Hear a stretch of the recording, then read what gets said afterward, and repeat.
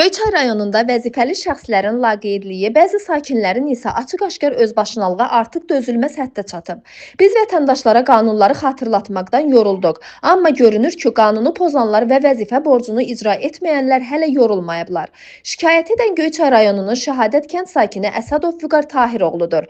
O bildirir ki, 1987-ci ildən bu günə qədər yaşadığı evin arxa hissəsində ona və qonşusuna məxsus olan yol mövcud olub. Bu yol illərdir şəxsi mülkiyyət sahəsinin bir hissəsi kimi istifadə edilib. Lakin son 3 ildə kənd sakinləri Soltanov Azər, Soltanov Nəbi, Soltanov Orxan, Kazımov Zöhram, Kazımov Zamiq, Əliyev Mikail və Əliyev Zabit bu yoldan yalnız piyada keçidi kimi istifadə etmək üçün Vüqar Əsədovdan xahiş ediblər. Vətəndaş humanist yanaşaraq buna razılıq verib. Amma görünən odur ki, bu razılıq suyu istifadə olunub. Nə baş verib? Bu şəxslər yolun yaşıllıq hissəsini dağıdıb, ağır tonnajlı yük maşınları üçün yola qanunsuz çınqıl tökdürüblər, suvarma arxının üzərində icazəsiz körpü salıblar. Beləliklə, yalnız piyada üçün verilmiş keçidi qanunsuz avtomobil yoluna çeviriblər.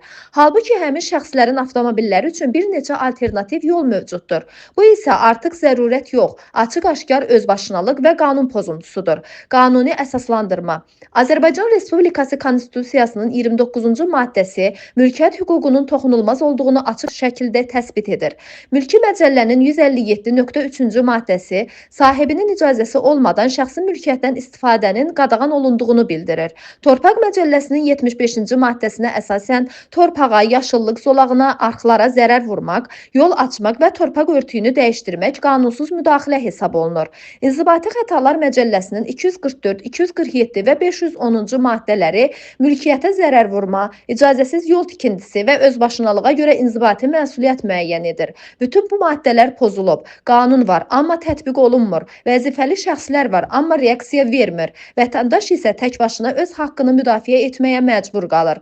Vətəndaşın ölkə rəhbərliyinə çağırışı. Vüqar Əsədov ölkə başçısı cənab İlham Əliyevə, həmçinin Göyçay rayon icra hakimiyyətinin başçısı cənab Orxan Mürsəlova müraciət edərək bildirir. Cənab Prezident, cənab icra başçısı, şəxsi mülkiyyətimə qarşı edilən bu qanunsuzluğa son qoyulmasını xahiş edirəm. Piyada keçidi adı ilə aldadılıb, mülküm dağıdılıb, arxın üzərində qanunsuz körpü salınıb. Xahiş edirəm, qanunun aliliyi təmin olunsun. Bu hadisə bir daha göstərir ki, bəzi şəxslər hələ də düşünür. Qanun başqalar üçündür. Amma yox, qanun hamı üçündür.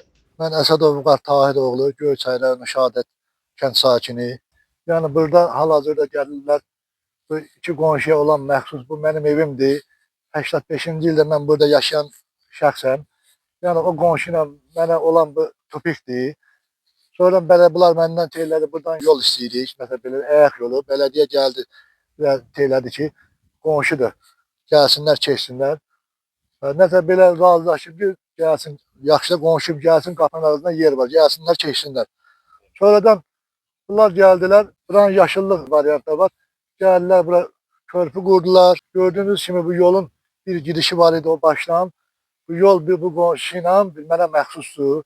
Sadəcə bu qonşular buradan keçib gəlməyə yol istədilər. Mən şəxsən dedim ki, buradan qonşu da gəlib keçsin. Mən də belə razılıq verdim, istifadə edib gəlib bura körpü atdılar. Mən burada maşın çəkməyinə görə etirazımı bildirəm. Bələdiyyə belə ötəndə qohumudur. Bacısının oğlu Kazımov Zamiq, Habilin bacısının oğludur.